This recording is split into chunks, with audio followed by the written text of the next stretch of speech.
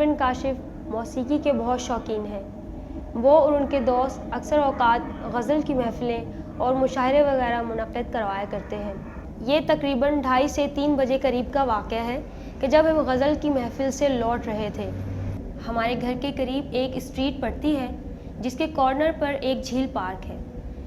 जैसे ही हमारी गाड़ी उस झील पार्क के करीब पहुंची, गाड़ी ने ज़ोरदार झटका लिया और गाड़ी फुटपाथ की तरफ घूम गई। मेरे हस्बैंड ने गाड़ी से उतरकर देखा और चेक करने लगे।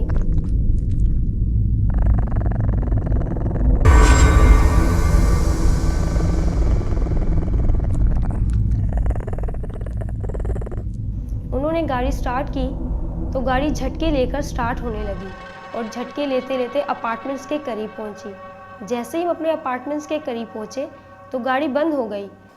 क्या हो गया था? वो मेरे ख्याल से एक पत्थर आ गया था सड़क पर। पत्थर? मुझे तो ऐसा लग रहा था कोई दीवार है। अल्लाह खैर करे। वैसे आप चुप चुप क्यों हैं? आपका तो अच्छा खासा मूड था। कुछ नहीं, बस ऐसे। वैसे ये भी अच्छा हुआ गाड़ी अपार्टमेंट के पास आके खराब हुई। हाँ, कितना मसला हो जाता ना।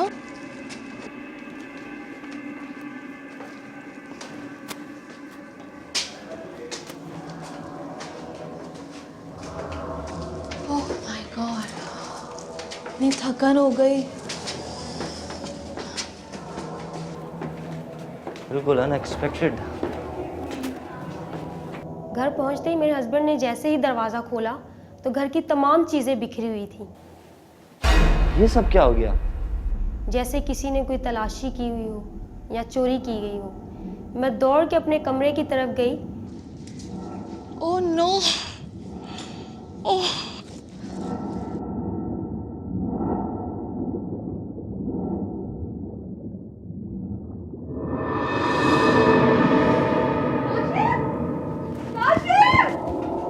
क्या हो गया? मेरा जेवर नहीं है इसमें।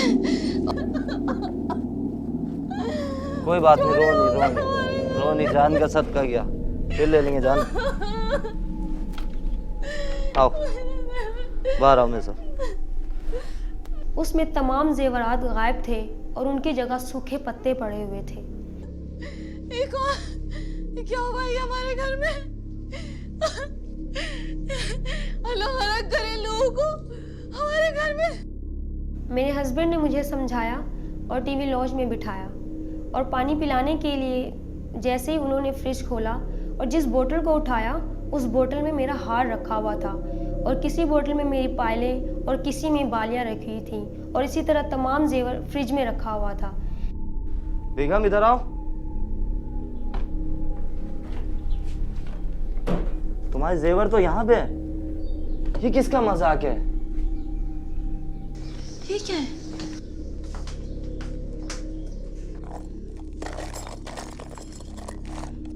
कौन है ये? कौन इस तरह का मजाक कर सकता है?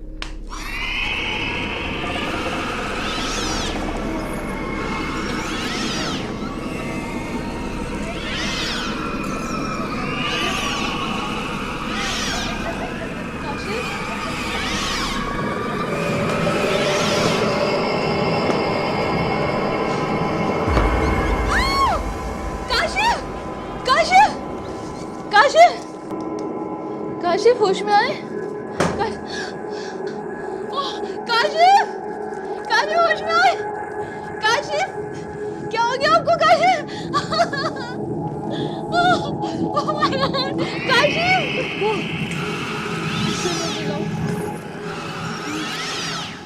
कमरे से छन छन की आवाज़ें मुस्तकिल आ रही थीं।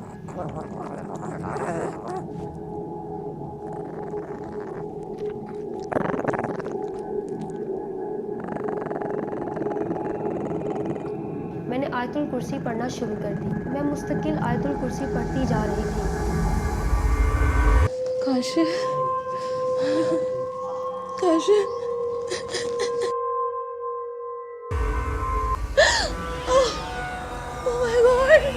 Oh my God. यूँ महसूस हुआ कि जैसे कमरे में से बहुत से अफराद कमरे से बाहर जा रहे हैं और उनके पाँव की छन छन की आवाज़ें ख़त्म होती चली जा रही थी। जैसे ही कमरे में से छन छन की आवाज़ें ख़त्म हुई तो कमरे का दरवाज़ा खुद ब खुद बंद हो गया और उसी वक्त फजर की अजान हो गई। मैंने थोड़ी सी हिम्मत की और पानी लाकर काशिफ के मुंह पे उंडेल दिया।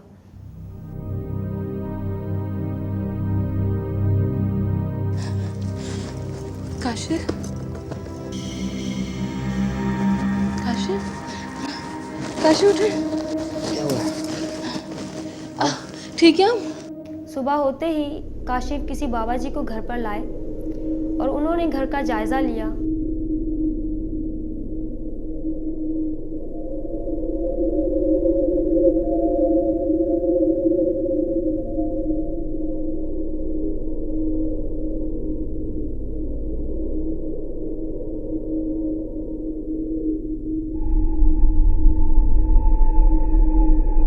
मियाँ, मैंने आपके घर का जायज़ा लिया है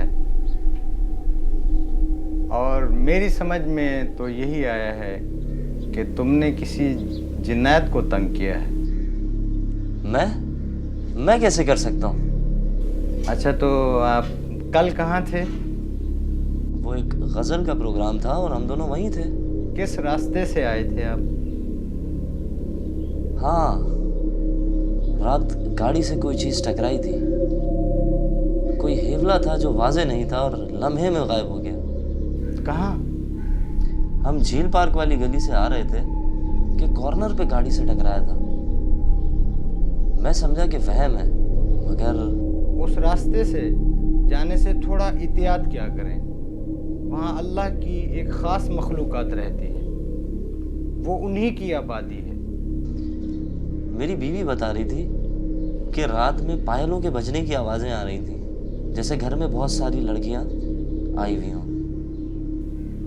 जिन्नात के अंदर ये सारे हरबे होते हैं और इनमें जब ये बदला उतारने पे आते हैं तो इनकी औरतें भी इनके साथ देती हैं और यकीनन मुझे यही लग रहा है कि वो उन्हीं की औरतें होंगी और उन्होंने जो है ये अमल अख्तियार किया हुआ होगा।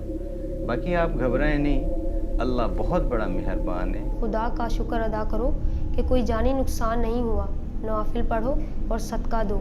और इस तरह उन्होंने घर में दम किया और चारों कोनों में कील गाड़ कर और हमें मुत्तमिन करके चले गए।